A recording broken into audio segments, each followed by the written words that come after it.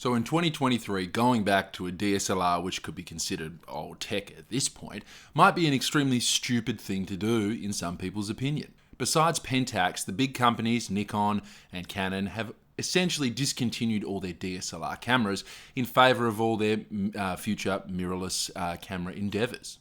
This isn't a bad idea, guys. In today's world of hybrid video and photo content on almost every single platform possible, mirrorless cameras are the future. They do a much better job at video than DSLR cameras, and generally, as a hybrid package, they just make more sense to a lot of people. So with the entire camera industry switching to mirrorless, why am I going back to shooting a DSLR going forward in 2023? Well, let's discuss it today.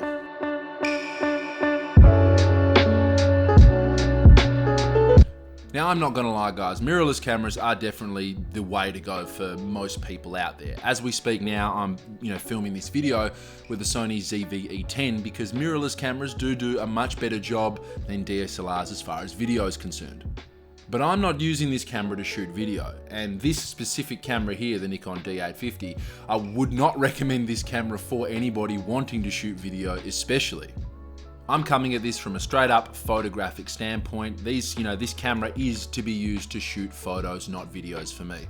Now, before we get into the reasons why, just to quickly go over the D850, guys. Now, it is going to be a 6-year-old camera this year. It came out in 2017, but it's still not old tech, guys. This thing sports a 45 megapixel backside illuminated sensor. That's still more than your A7 IV. That's still more than the Fuji X-H2 S and X-H2 cameras. It's more than the latest Panasonic S5 II camera. It has more than enough resolution for pretty much 99.9% of people's needs these days. It'll give you an 8200 by 5500 pixel image, guys. That's massive.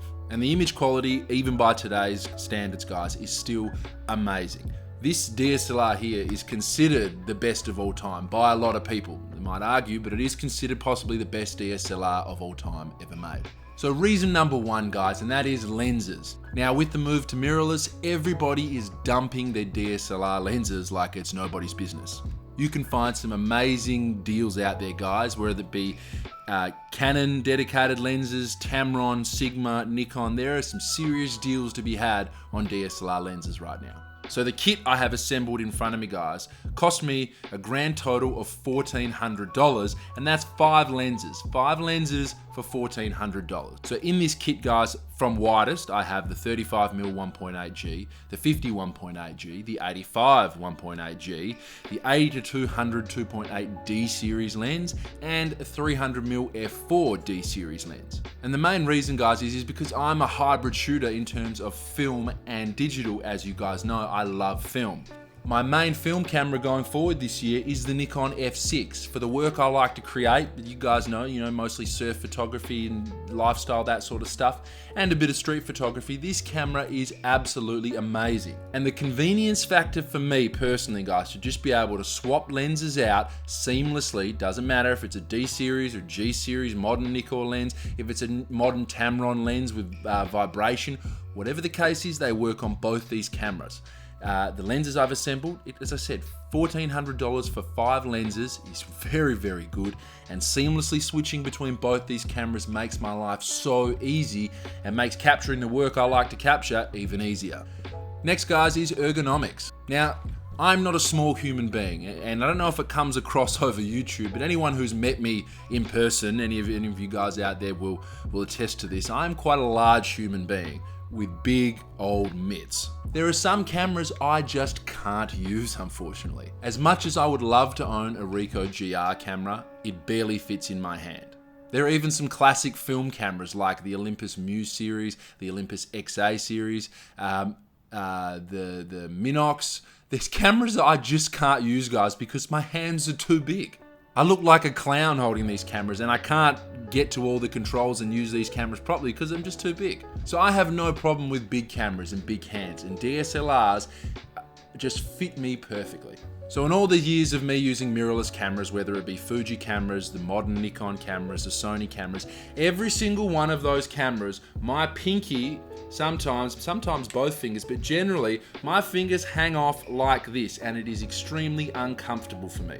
Pretty much with all these cameras, I have to buy an additional battery grip or even an additional hand grip just so that my fingers don't fall off the camera and I can actually grip them comfortably. But DSLRs for me, guys, actually fit my hand perfectly. They are so comfortable.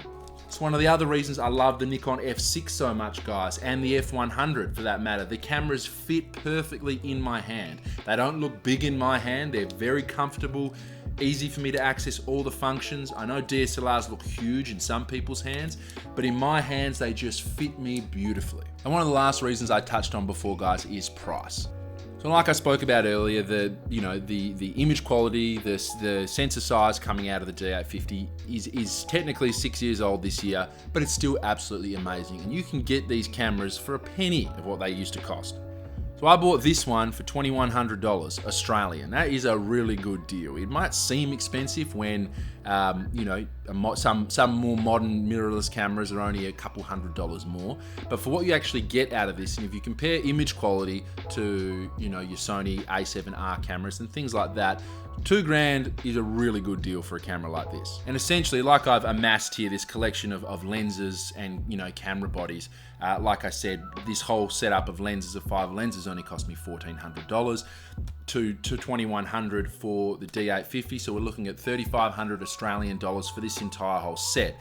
Now, if I was to do something equivalent with a Fujifilm camera, or with a Sony camera, or Nikon's mirrorless Z cameras, it would cost me double or triple the price of what I have here, to be quite frank. Actually, let's pause for a minute and let's go and add that up. So 2400 plus 400. Holy shit, that's a huge kit. Quickly, guys, I've gone on Nikon Australia's website, so this is bar any deals, but to assemble essentially the same modern mirrorless kit through Nikon, this is gonna get you. So this has cost me $3,500 all up. Nikon Z7 II, and then the equivalent lenses, so the 50mm 1.8 Z lens, the 35mm 1.8 Z lens, the 85 1.8 Z lens, and then the 70 to 200 modern Z lens. This all cost me, my kit, $3,500. To do a modern mirrorless Nikon Z would cost you $13,000. It's over 9,000! 400 Australian dollars to assemble a similar kit with modern lenses. And that's just mind-boggling, guys. Now, I know people are gonna say, well, the image quality is better off the new Z7 II. Well, I think it's the same sensor, it's just been updated. The lens quality, I'm not gonna lie, is much better on those new modern Z cameras, but I guarantee that most people these days couldn't tell you the difference between an old 50mm shot, the old 50mm 1.8 and that new Z series lens on the same sensor. They're not going to be able to tell the difference, so it's only photographers who care about that. But essentially, guys, $13,500 versus $3,500. That's almost $10,000 difference, guys, and in the kit I've assembled here. That is mind-boggling. So value is what I'm trying to hit home to you guys. The value you can still get out of a DSLR, and I hope throughout this video I would have sprinkled so many images for you guys to see, and you can see for yourselves the kind of image quality you can get from this setup and these lenses. It's still amazing by today's standards, guys. Even by professional work, clients would be overjoyed. And I still shoot professional work with a camera like this. I just did a job 2 weeks ago, and the couple were absolutely ecstatic over the photos they got. The last reason, guys, and the main reason why I have gone back is EVFs. I can't stand electronic viewfinders. Now, don't get me wrong, guys. EVFs were designed to do a job, and they do that job amazingly, giving you a live preview of your exposure, of your color, grade, cinema balance, film preset in Fuji's case. They do an amazing job of giving you that. But I just can't stand staring at an electronic viewfinder, guys. Even the more modern ones that are, 5,000 dots or pixels or whatever it is, yes, it looks beautiful, but there is a disconnect between staring at a screen. It looks like a mobile phone screen. There's a disconnect between photographing what's in front of you, the real world, and looking through an electronic screen. I don't find it conducive for how I like to work. Yes, there's negatives associated with DSLRs such as viewfinder blackout. You're not getting exposure updates straight away, but I think what you gain actually seeing the world as it is much more beneficial for me personally than actually having all the little extra things that an EVF gives you. That's why I love the Leica M cameras so much. I love rangefinders and the optical viewfinder that you find in those. I find it much more comfortable to work that way. And some people are going to criticize me for that. They're going to say, well, you know, mirrorless cameras, they just work better. EVFs, they're a better tool, etc., etc. And they may be for some, but for me personally, I love optical viewfinders. I love film cameras. Film cameras don't have EVFs.